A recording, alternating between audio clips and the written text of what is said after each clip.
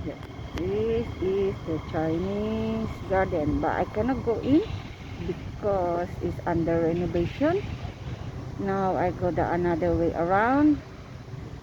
I can go in. I just take this. I just take this one. And here at the Chinese garden MRT station. Yeah, this is the one. The uncle told me that I cannot go in because under renovation.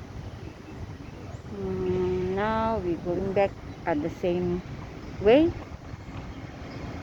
Punta tayo sa ibang daanan doon sa kabila.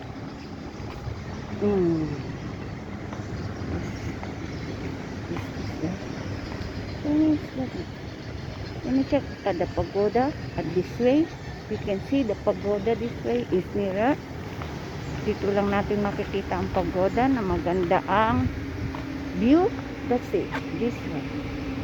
Diyan lang natin makikita ang pagoda. Sa view na yan. Kasi hindi pwedeng pumasok sa Chinese garden at sa Japanese garden dahil under renovation.